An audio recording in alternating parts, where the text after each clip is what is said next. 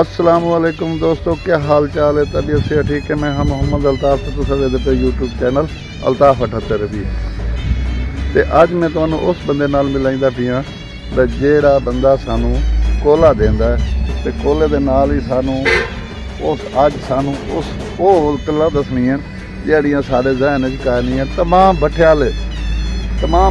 वास्ते फायदे चे पिया। इस इंटरव्यू में जरूर वेखो, मेरे चैनल में सबसक्राइब करे सो, लाइक करे सो, शेयर करे सो ते कमेंट जरूर दसे सो तुसा भाई ये आया कि ये सारिया गल्लां सही कर रही है तो उन्होंने मिला ही नहीं तुहानू अज असा ए भाई जान बैठन। अस्सलाम वालेकुम। क्या हाल है भाई जान? तुहाडा नाम? लियाकत अली खान। अच्छा तुसा हुण सानू दसे सो भाई कोले दे अंदर कितनी क्वालिटी है? हैदराबाद केड़ा सही होंदा है, केड़ा गलत होंदा है? दूसरा जंपीर दे अंदर या है बलोचिस्तान दे अंदर, दुक्की दे अंदर ये तमाम कोले दा काम करेंदे ते काम करेंदे इसनू काफ़ी तजर्बा है।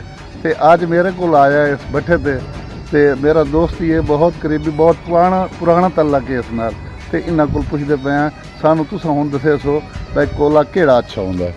कोला हैदराबाद में जब आप इस्तेमाल करोगे अपने भट्ठे के लिए डिसेंट, नवाब और जरनवाज, ये अच्छी बेस्ट क्वालिटी है।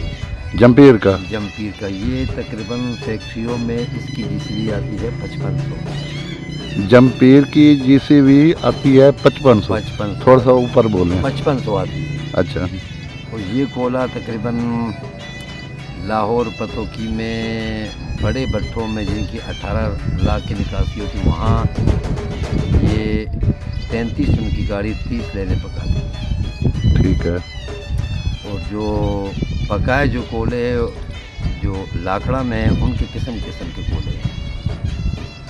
कोई कोला अच्छी पकाई करता है, कोई बुरी करता है। वाबड़ा में भी कई किस्में, फतेह में भी कई किस्में। ये भट्ठे के लिए आपके लिए डिसेंट बहुत बेस्ट रहेगा। अच्छा भाई मैं गल पूछना चाहता जेड़ा कोला है पिया ये साढ़े को आंदा पिया है भाई हुसैन हो गया, हबीबुल्ला हो गया। हुसैन की कितनी सीबी है भाई या हबीबुल्ला की कितनी है भाई? इनका होगा 42-4300। 42-4300 जीसीबी होगा। सबसे बेस्ट जीसीबी है डिसेंट और नवाब की पक्की। ये 55 ये कोला ज़्यादातर आजकल जा रहा है फैक्ट्री में जा रहा है। फैक्ट्रियों में जा रहा है। उसका रेट अब आजकल कितना जा रहा है? 14,000 रुपया। ये टन का हिसाब आता है? टन वजन के साथ, वजन के हिसाब से आता है। निवाज क्या मैंने बताया आपने? नवाब और डिसेंट। नवाब और डिसेंस। हाँ। ये है जंपीर के कोले में। जी जंपीर में तो कई क्वालिटी है, यानी कि ये 2-3 क्वालिटी अच्छी क्वालिटी है। अच्छी क्वालिटी है जी हाँ। ठीक है। दूसरा जो है ये है भाई दुक्की का है।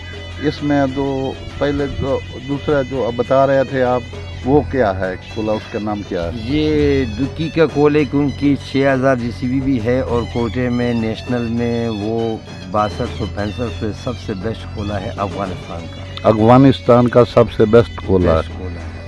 लेकिन उसके भट्ठे को जलाने के लिए बंदे को समझ होना चाहिए। ठीक है। नहीं तो सारा ईंट आप लोग का फिंगर करते। ठीक हो गया।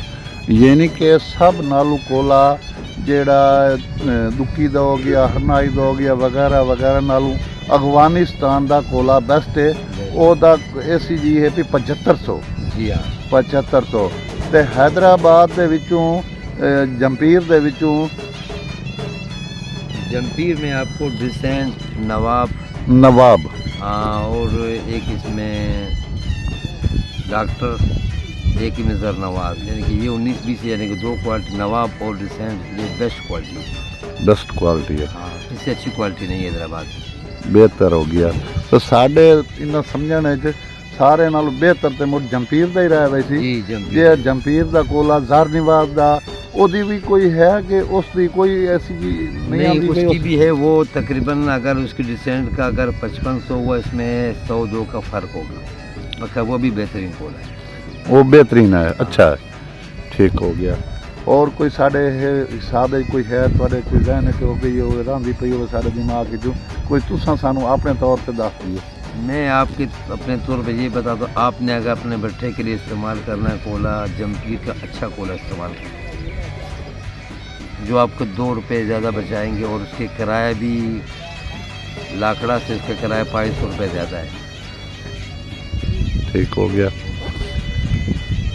यानी कि इसका रिजल्ट इो ही निकलिया भाई जिस कोले दी ECG ज़्यादा होवे, CV ज़्यादा होवे, उस कोले नू भट्ठे ने जलावना चाहिए, बिल्कुल दूसरे कोले नू नहीं जलावना चाहिए।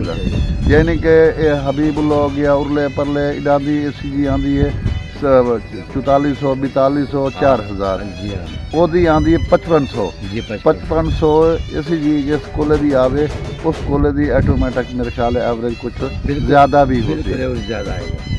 दोस्तों समझ गए हो सो तो पता लग गई हो सी ये भाई साहब हो रही है लियाकत खान आपका घर केड़ी जगह ते कोयटा च इन्हों का घर है। ये तमाम कोलियां का काम करेंगे, इस वास्ते इन्हों को तुहानू दिखाइंदे पे हैं भाई ताकि साढ़े बिरा जिहड़े भट्ठे वाले उन्होंने पता हो वने भाई असां केड़ा कोला लेंदे पे हैं, किस तरह बालना है, के करना है, के नहीं करना। इस वास्ते मैनू ये गल्लां अच्छियां लगियां ते असां इहदा इंटरव्यू लिया, इस वास्ते तुहाडे पेश किया है। अगर तुहानू वीडियो अच्छी लगी होवे इनू सबसक्राइब करे सो, चैनल नू लाइक करे सो, शेयर करे सो, कमेंट तुसां लाजमी दसना भाई ये साडा ये भाई साहब और दसिया सही दसिया गलत दसिया, ये तुसां फैसला करे सो। इसे दे नाल असां अज दी वीडियो दा एंड करने। अल्लाह हाफिज़।